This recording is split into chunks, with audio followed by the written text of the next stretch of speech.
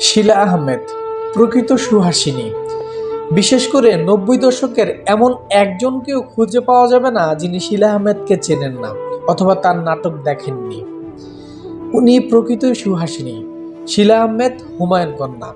হুমায়ুন আহমেদ তার বাবার হাত ধরেই তার নাটকে আবির্ভাব হয়েছিল। বাবার নাটকের বাইরে কাজও করেননি, অল্প কিছু নাটক করেছিল, সবে মনে হয় ৮ থেকে ৯টা। এর মধ্যে মানুষের মনে এমনভাবে গেঁথে আছে তার সাবলীল অভিনয় দক্ষতা দিয়ে তার বাবার পরিচয়কেও ছাড়িয়ে নিজস্ব একটা পরিচয় তৈরি করেছিলেন।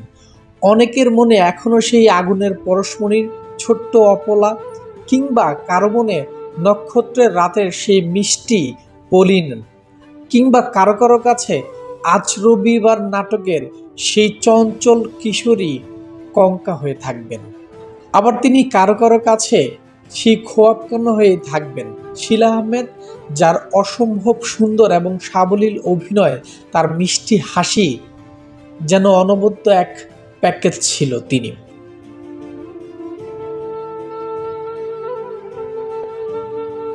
নব্বই দশকের প্রত্যেকটা ছেলে মেয়ের কাছে শিলা আহমেদ ছিল অনন্য এক নাম। যদিও তার অভিনয় ক্যারিয়ারটা এত সম্ভাবনা থাকা সত্ত্বেও তিনি এগিয়ে নিয়ে যাননি তার ব্যক্তিগত কারণে। মাঝে মাঝে শিলা আহমেদের ছবি যখন এখনো ইউটিউবে বা ফেসবুকে বা সোশ্যাল মিডিয়াতে দেখি, ভালো লাগে। পুরনো নাটকগুলোই আবার বারবার দেখার চেষ্টা করি মাঝে মাঝে। গতকাল তার ছবিটা সামনে ভেসে আসলো, তাই ভাবলাম তাকে নিয়ে দু একটা কথা বলি। আমার ব্যক্তিগতভাবে খুবই পছন্দের ছিল শিলা আহমেদ। আমি তাকে প্রকৃতই সুহাসিনী বলি। তার এত সাবলীল অভিনয়, মানে এত ছোট্ট বয়সে কি সুন্দর যে অভিনয় করতেন, যেটা আপনারা 19s কিডস আছেন বা আমাদের মতো ওই প্রজন্মের মানুষ যারা, তারা অবশ্যই শিলা আহমেদকে এখনো মিস করেন, আমি বিশ্বাস করি। শিলা আহমেদের জন্য রইল অনেক অনেক শুভকামনা।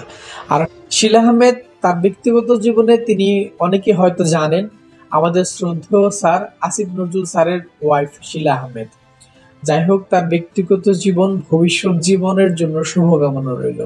ভালো থাকবেন আপনি, সুহাসিনী।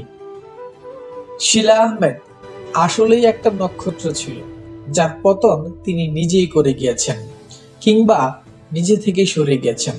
হুমায়ুন আহমেদ স্যার যেমন অসংখ্য প্রতিভার অধিকারী, তার ঠিক প্রতীকটাও ছিল শিলা আহমেদ। অসম্ভব প্রতিভাবান একজন মেধাবী অভিনেত্রী ছিলেন। আমরা এখনো তাকে মিস করি। ভালো থাকবেন শিলা আহমেদ, সুহাসিনী।